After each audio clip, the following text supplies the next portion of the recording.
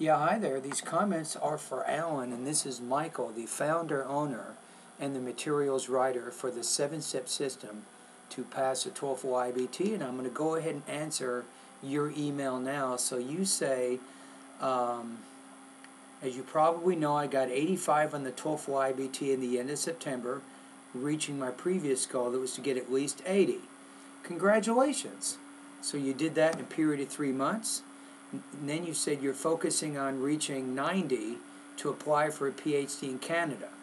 So you said, based on my last score, reading 22, listening 20, speaking 18, and writing 25. Wow, good job on the writing. My goodness.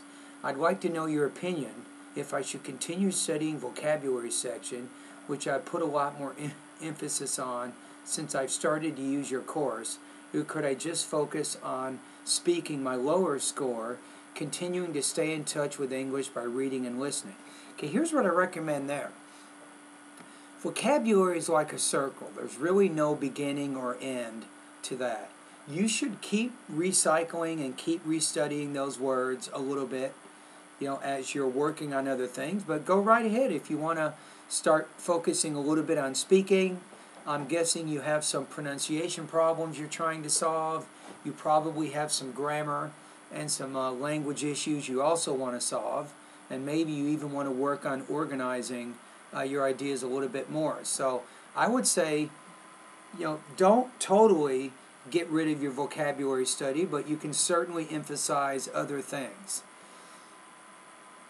And you said, in other words, how can I use your system to continue improving and probably try to reach in the near future a score of 100? And you say, I'd like to reach this English proficiency until the end of January. All right, so what I would do is, I think if you study the vocabulary and you have a really good handle on that, then move into the pronunciation, grammar, reading, listening, writing, and speaking sections of my course, right? And what you can do is each week, you can focus on specific lessons in each of those different sections. All right, the last question. You said, I'd also like to know if you recommend practice reading and then trying to figure out the meaning of all the words to improve vocabulary. You said, I've just read Thinking on Improving My Reading Speed and Comprehension. I think when you're doing, there's really 3 types of reading that you can do, Allan. Number 1 is you read extensively for about 45 minutes a day. This is not TOEFL. You're just reading fiction or nonfiction books geared more toward adult learners. You want to read that about 45 minutes every day.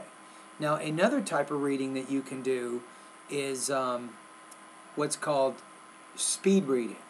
And you can work at my course on increasing your speed reading. You want to try to get higher than 300 words per minute when you're doing that. Now, in either case, especially with the extensive reading, don't look up all the words you don't know. The purpose is not to know every word you see, but to just work on getting more contact with the English language. So if you do see a word you don't know, try to figure out the meaning of the word by using the context. That's typically a good strategy. All right, so I think you're set here. You're making improvements. You've reached 85. You're now focusing on reaching 90. Of course, you're focusing ultimately on reaching 100 by the end of January. So the bottom line is keep working, keep following my steps, keep going through the lessons. Little by little, you will continue to improve. Now, in the very beginning of this email, you say, long time since I've submitted something to your system. Now, that's not good.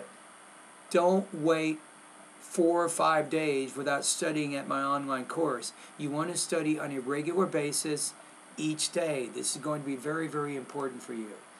All right, Allan? Anyway, thank you for your questions.